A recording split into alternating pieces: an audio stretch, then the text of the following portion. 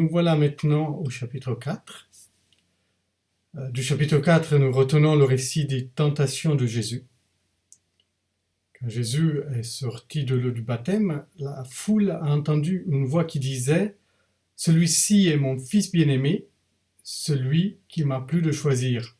J'espère que vous vous en souvenez, c'était dans la lecture de hier.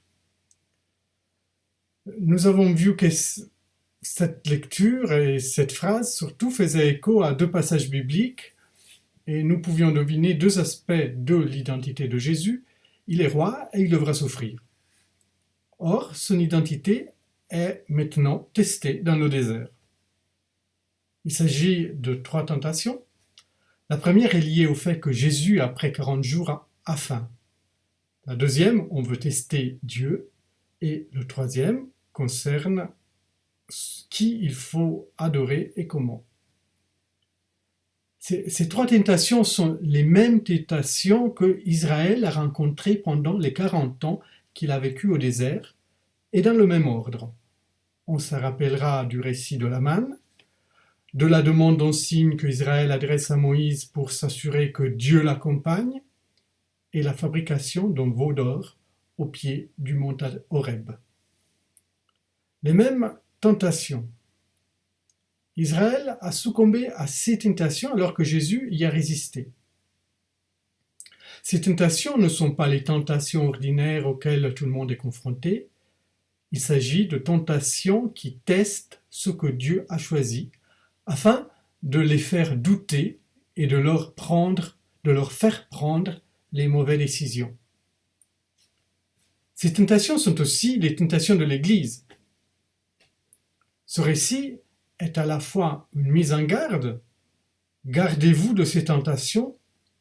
Oui, elles font envie, puis elles vous donnent l'illusion que si vous y succombez, vous réussirez mieux votre vie. Mais ce sont des tentations. Ce récit contient aussi une promesse. Jésus a vaincu ces tentations et il nous donnera la force de les vaincre. Mais regardons-les en détail.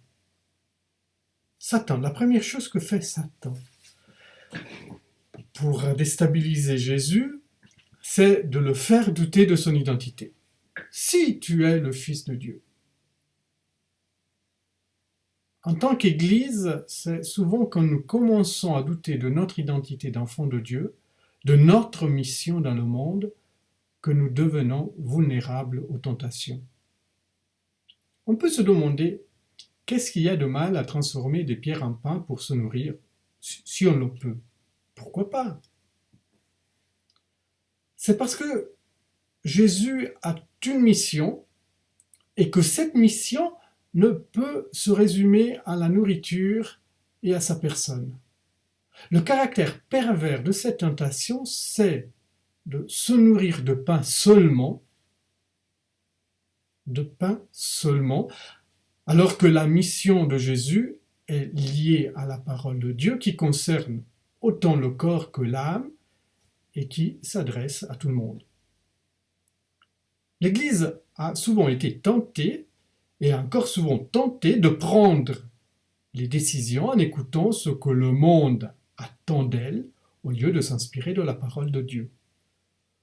Une Église liée à l'État, par exemple, peut être tentée de se lancer uniquement dans l'action sociale pour recevoir les subventions de l'État. Une Église qui veut attirer beaucoup de monde peut être tentée à n'organiser que des concerts et amuser les gens. Le concept de marketing s'applique peu à l'Église, qui doit d'abord penser à vivre sa mission, à être fidèle à la parole de Dieu dans ses différentes facettes et s'adresser à tous, au lieu d'écouter ce que les gens attendent d'elle. La deuxième tentation est celle de mettre Dieu à l'épreuve. Satan, une fois que Jésus a mis la parole de Dieu au-dessus de tout, cite un passage du psaume 91 qui lui dit « Voilà une parole de Dieu, accomplis-la ». Jésus refuse cette invitation parce que décider de se mettre en difficulté pour voir si Dieu agit, ce n'est pas une preuve de foi. Au contraire, si je dis à Dieu de faire maintenant ce que je lui demande, c'est moi qui me mets à sa place. Je décide ce qu'il doit faire et quand. Alors que nous sommes invités à faire confiance à Dieu, à croire qu'il agira selon sa promesse, quand et comment il voudra. Et puis, voilà la troisième tentation. Satan propose à Jésus de devenir le roi du monde. Au fond, c'est ce que Jésus est venu pour être. Alors, pourquoi ne pas adorer Satan et avoir toute la gloire et la richesse du monde tout de suite? Parce que dans toute cette gloire, il y a quelque chose qui est faux. Il y a un semblant de richesse, de bonheur, de réussite. Mais ce n'est pas pour cette richesse que Jésus est venu. Ce n'est pas son royaume. Sa royauté passe par la croix. C'est à travers la patience et la souffrance qu'il peut révéler l'amour de Dieu. C'est tout le temps qu'il passe avec ses disciples à leur expliquer et réexpliquer les choses parce qu'ils n'arrivent pas à comprendre. C'est le fait d'accepter que l'un d'entre eux le trahisse et que les autres le lâchent. C'est le fait de se laisser blesser au lieu d'écraser, d'imposer, qui témoigne l'amour de Dieu. Pierre, plus tard, quand Jésus parlera de sa mission, voudra aussi lui éviter de passer par la croix, et nous connaissons la réaction de Jésus. Et en tant qu'Église, en tant qu'être humain, nous confondons souvent la réussite d'une vie du nombre de succès et de richesses que nous pouvons accumuler. Mais percer le mystère de la vie, devenir quelqu'un de plus profond, apprendre à aimer, ne peut pas se faire sans assumer sa fragilité. Jésus a vaincu les tentations que Satan lui offrait. Il a choisi une vie vaste, faite non seulement de pain et de biens matériels. Il a accepté de mettre sa vie dans les mains de Dieu et a assumé sa fragilité. Dans ce chemin, il en a appelé d'autres. Tout de suite après sa tentation, il peut commencer à prêcher le royaume de Dieu et à appeler ses premiers disciples. Voilà.